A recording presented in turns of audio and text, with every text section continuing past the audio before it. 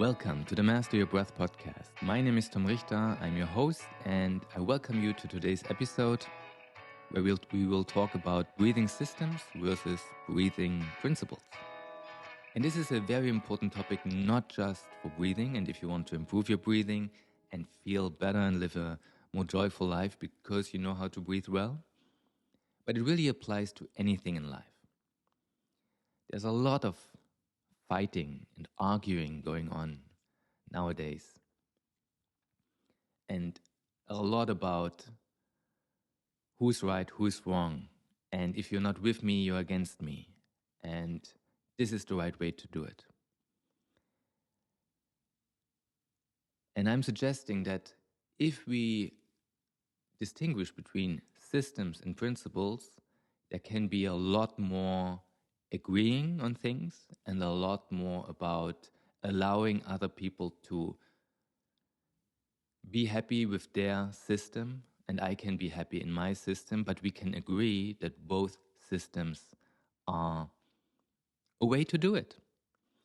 And also, when I start any educational course, my teacher training or my Master Your Breath Academy, or really any course, even classes, I encourage people to ask questions. I encourage people to disagree with me, because out of this disagreement, we can find new ways of understanding or a deeper level of understanding the topic.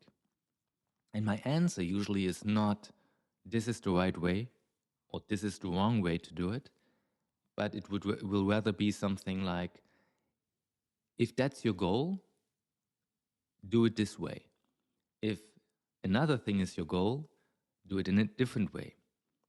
Or within that system, this is how you do it, and so on. So it's not a black and white answer. It's a lot of gray space and a lot about what is your individual situation at this very moment, what's your goal, and therefore you will have different right answers for different moments, for different people, etc.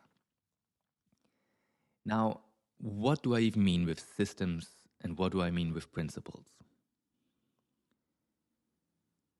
And I will try to bring in some of my stories so you also learn a little bit more where I'm coming from, about where I'm coming from.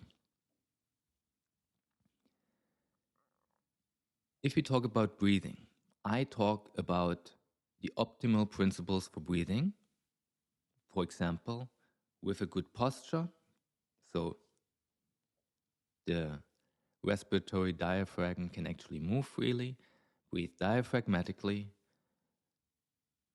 breathe rhythmically, breathe through your nose, slow, and with a small volume, or with a minimal volume. Those principles should be applicable to everything you do. So they are applicable to when you're sleeping, when you're walking, when you're sitting on the couch, when you're running, when you do a yoga practice, or more specifically, when you do an Ashtanga yoga practice. Now, I started doing yoga many, many years ago, and I had done some yoga, but only when my brothers, who were a little older, or who are still older than me, and they were kind of mentors to me, when they started doing Ashtanga yoga or showing me Ashtanga yoga, all of a sudden I was hooked, I was intrigued. I was like, I want to do this. This looks cool. This looks amazing. I was, early 20s. I loved the way it looked, the way it felt, the discipline. It kind of nudged me to create for myself. And I remember, and I always keep saying, after 2 weeks of practicing every day, because I immediately felt so great, I wanted to do it the next day, and then the next day, and then the next day again. After 2 weeks, I looked back and I thought, oh wow, after 2 weeks I can already do this that I couldn't do 2 weeks prior. But there's still so many things that I still cannot do.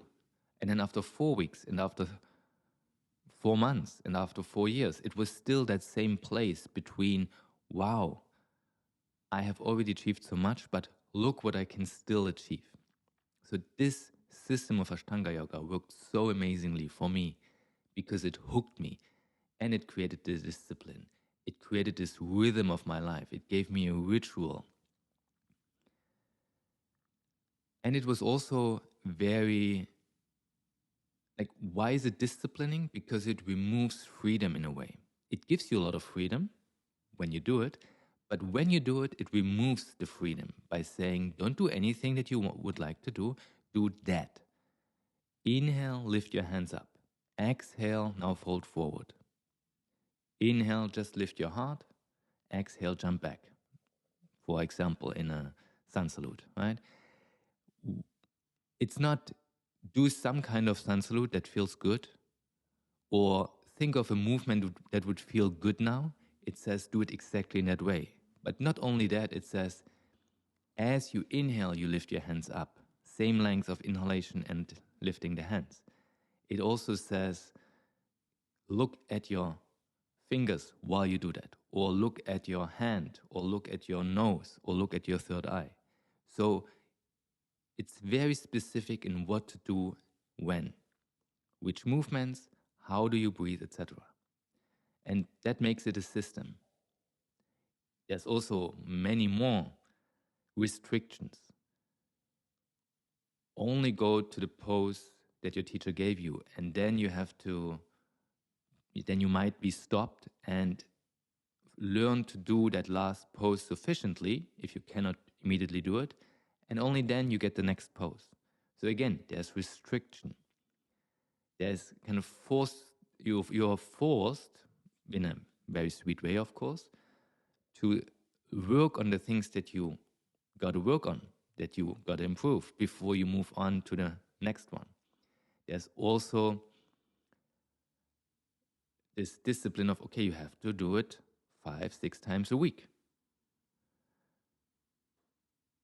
Take one day a week off, and so on. But if we just take the breathing, it tells you to breathe in and out with roughly the same length. Free breathing with a little bit of sound, not too much.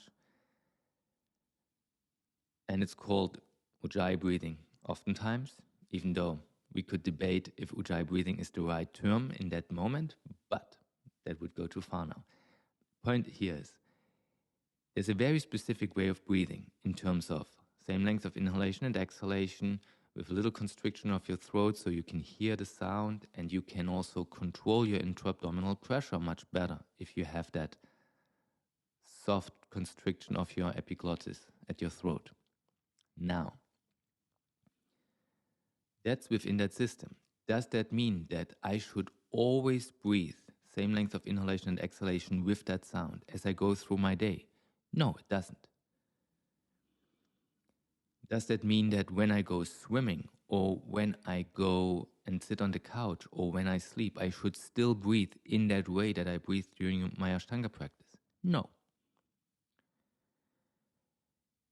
Does that mean that I will have the same length of inhalation and exhalation through my whole practice? Probably not, but I'm attempting to, because that's what the system tells me. It removes the freedom and therefore allows me to learn something, get better at it, because I'm doing something very specific. And now I'm doing all the movements throughout the practice with that kind of breathing. Now I was saying that I have these principles of optimal breathing. Breathe diaphragmatically through your nose, rhythmically, slow, less volume. All these principles apply to the Ashtanga system. Now I choose a very specific rhythm, let's say 4 seconds in, 4 seconds out, or just at least same length of inhalation and exhalation. But there is a rhythm. And I will breathe through my nose, I will breathe diaphragmatically, I will breathe as little as possible in terms of volume in those 4 seconds, because of course I can breathe in 1 liter in 4 seconds and breathe that liter out, or I can breathe half a liter of air in and out in 4 seconds in, 4 seconds out. So The principles apply to that system. But now, let's say I'm sitting on the couch. Of course, the rhythm will be a different one. Of course, because I'm not moving while I'm sitting on the couch, I don't have to breathe as much volume. I don't have to breathe as often. Maybe I'm inhaling for 2 seconds, exhaling for 3 seconds, and then I'm waiting for 10 seconds until I feel the need to breathe in again when I'm sitting on the couch. Or I'm going for a run, and maybe now I'm inhaling for 3 seconds, out for 4 seconds, or even better, now that I'm running, inhaling for 3 steps, out for 4 steps, waiting for 2 steps, and then again in and out. And then as I increase my pace and I run faster, my body needs more air, needs more oxygen and carbon dioxide exchange, and therefore I will inhale for 2 steps and exhale for 3 or 4 steps. And there's no waiting time because now I'm really running fast and I need more air. But it's still the same principles that I'm applying. Now let's say I'm going to the gym. Of course, when I'm squatting a heavy weight, there will be a very specific way of creating intra-abdominal pressure.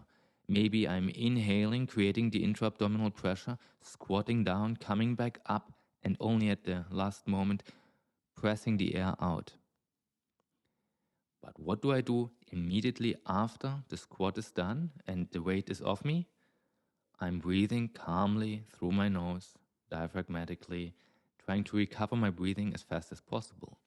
And even while I was doing the squatting, I'm inhaling through my nose, diaphragmatically. Then maybe I'm bracing, of course, and creating this support for my core. But I had this nice posture. I had the diaphragmatic engagement to use to create the breath. I used my nose.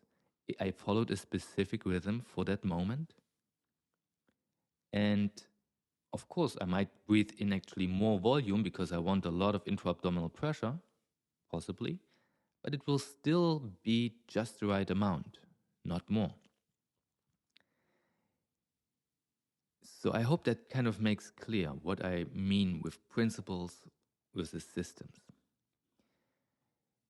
Now, after I started my Ashtanga practice, I was lucky enough to get to meet my teacher, who was an Ashtanga teacher and a pranayama teacher.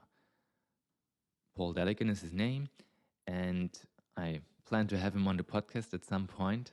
He is definitely a master pranayama teacher, and I learned a lot, and I continue to learn a lot from him. Now, the way he was teaching me and the way his teacher, who also became my teacher, Tivariji, who is part of this long lineage of pranayama yoga teachers from India,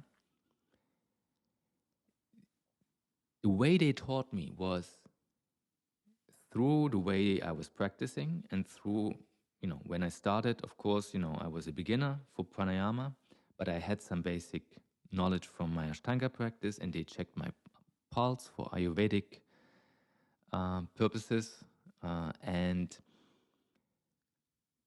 they gave me a specific breathing practice. And so that became, again, my system. Use this system every day and do your pranayama practice. Because I knew exactly what to do in my pranayama practice, I was doing it every day. Later on, I learned more about how do you breathe in life, during all the activities, what are good principles of optimal breathing, which I had, of course, intuitively already learned from my breathing practice. But now I was getting various different people talk about what they had figured out and what they used as a system, and I was integrating that into how I'm teaching. So when I teach movement, when I teach breathing, I use certain principles that are applicable across all the disciplines, but then I apply them within a system. So if somebody wants to come to my Mysore class, they will learn the Ashtanga sequence. They will learn the Ashtanga system. But of course, I will teach them how to move based on optimal movement principles. I will teach them how to breathe based on my optimal breathing principles. But the system of Ashtanga will still be the one that they will be practicing, modified to their individual needs at that moment. And when somebody does my Master Your Breath course, they will learn the optimal principles of breathing in daily life and really go through it one by one and apply it to each and every activity of their lives. And that builds that strong foundation, which has this amazing effect, because all of a sudden, in everything they do, they think clearer, they are calmer, they can manage stress when it comes up, they can communicate better, their voices become fuller and deeper and more resonant, they feel better, they stay calm in a situation where before they would have been triggered into fight or flight. Their digestion improves and all these things, because breathing affects all these things. But they will also learn a system of pranayama or of a breathwork practice where when they sit down in the morning or in the evening or whenever they choose to do it, and they tell me I have 5 minutes every day to do my movement practice, I will give them a 5-minute practice and they know exactly what to do when they sit down. And now, in 45 minutes, just when I'm recording this, Sunday morning afterwards, I will have a movement therapy or yoga therapy workshop. And there, it's all about how do you relate to your pain? How can you overcome pain? And one of the things that I'm saying in that workshop, but maybe you have heard me say it on Instagram or in my breathing group, Empower Yourself Through Breathwork on Facebook, the principles are always the same. So if you learn to move and breathe well, this will not only make you, and plus using yoga therapy principles, this will not only help you recover from an injury, it will also prevent future injury, and it will also help you progress in your practice, because the same principles do that. They recover, they improve, they prevent. So for example, somebody comes with wrist pain. Of course, I will not tell them to do a handstand. But if I tell them how to release tension from the wrist, and then at a certain point when it's not irritable, when it's healed enough, teach them how to move the wrist in a proper way, how to co-engage different parts of muscles of the wrist. Now they can use those principles to stabilize and create circulation around the wrist, which will make it heal. Now, the same engagement then later leads to, okay, now I can do a push-up position. Now I can put some weight on my wrist again. Now I can use it again through the whole range of movement and increase that whole range of movement. And later on, those same principles of aligning, of engaging, of co-activation, and so on, can be used to be in a handstand. So again, the similar principles, same principles, depends a little. Of course, some therapy principles are all about recovery and maybe not applicable anymore, but when you do a handstand. But you get the point that if you know how movement works, how breathing works, you can apply them again and again for various things, whether it's therapy, whether it's general living in a joyful alignment, in a joyful, calm state of being, or whether it's progressing in some way. And so just to bring it now back to the beginning, what are some benefits of systems? It gives you discipline. It gives you a rhythm. It gives you a ritual that you can do daily. It removes freedom to make it very clear what you do. It removes freedom, and therefore you are working on a very specific thing. It removes freedom, and therefore you will also do the things that you don't really feel like doing. But ideally, there should still be that principle of, are you happy while you do it? You can be in discomfort, but are you joyfully approaching that discomfort? Are you exploring it? Are you breathing through it? Because then it can be healing. It can release emotional trauma. It can release mental disturbances, etc. But if you come with the idea of, now I have to, I must, my teacher will think bad of me if I don't, and stuff like that, then the system can become a dogma, and then it can create all kinds of problems. And that's where also all the systems, whether it's the Iyengar system in yoga, the Ashtanga system in yoga, any guru system in yoga, but also any political system, any movement system, every nutrition system, if you go on Instagram or any social media and you constantly get the completely opposite advice from different nutritional experts. That's just one example. They are talking about systems. There can be a system where you only eat one thing and it's really good for you and remove everything else. And there can be a nutritional system where you eat something else, let's say veggies or meat. And both systems can work, let's say for some time, to create a certain effect. And just that the one removes everything else except X and the other one removes everything except Y, they can still both be beneficial without saying one is right or one is wrong. But they're still following, for example, the principle of choosing only one thing and removing everything that could be inflammatory, for example. It's a great principle. Now, that's the systems. Now, principles, they are very applicable. They build that amazing foundation. So if once you learn the principles of anything, of movement, of breathing, of eating, then they are applicable to everything. But they are not very good in building discipline, because discipline comes from sticking to something. And yes, you can stick to principles, but principles because, oh yeah, well, they're applicable to everything. Yeah, I'm kind of already doing it. They're not really encouraging that. So, for example, one way of teaching breathing principles, breathe diaphragmatically, breathe with a nice open posture, breathe through your nose. Now I can say, use the system of breath snacks, which I also talked about in my last episode. Breath snacks are every day 1 to 5 to 10 times, whenever you can, take a half minute or up to 5 minutes and simply sit or stand and apply one principle. And then let it go and just keep doing whatever you're doing. That could be when you're sitting on the couch, before you start driving a car. You just sit down, and before you start driving, you just breathe for 1 minute.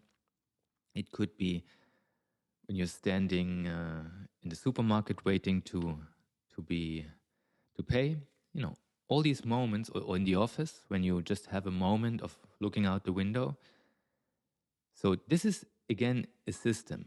Every day, maybe at the beginning, the system is even so strict that you put an alarm clock every hour or every 2 hours, and then you just do it. That's the system of applying the breath snack, which makes you apply the principle. But the principle itself, you do all the time, but you need a system to get used to get into the habit of doing it. And so a system also needs to be exciting to you. So if I do Ashtanga yoga, I feel amazing. I love the system. I haven't found a different system that gives me all the things that Ashtanga yoga gives me. But there might be people that say, I did Ashtanga, it really didn't intrigue me. I didn't really feel great. But if I do some other system, and that could be, anything. That could be a handstand class, a general movement class, going to the gym.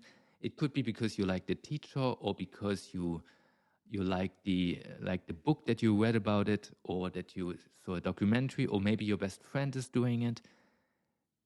There might be many reasons why one system is appealing to you. But the problem becomes only when those systems then become the dogma. this is the only way that works. And now I'm telling other people that do something else, you're not doing it right because Ashtanga Yoga is the best system. Or my pranayama practice is the best system. No. But are you using those principles? Like if somebody comes to me and they do a different pranayama practice than I teach, I say, that's fine, that's great. But let me see, let me check, do it. And then I will say, well, here's 2 principles that you could be working on that you can apply in your pranayama practice, even if it's a different tradition, a different lineage or whatever. But you will feel much better because now you apply that one principle that somehow you missed. Not a fault of the system, not a fault of you. Maybe you just didn't get to it yet. But so I can apply my principles and be open to somebody using a different system. That's why when I see somebody in the gym going through movement and breathing and missing some of the principles, those basic principles, I can talk to them. Somebody comes to my Mysore and they usually don't do Ashtanga Yoga, my Mysore Ashtanga Yoga self-practice that I teach I can give them general ideas how to move better, how to do their practice better.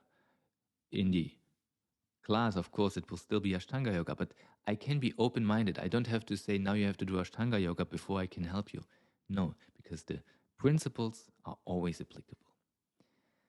And that's what I essentially apply to all my educational courses and all my coachings. And like I said, somebody comes and wants to learn a handstand versus somebody that wants to heal their shoulder injury.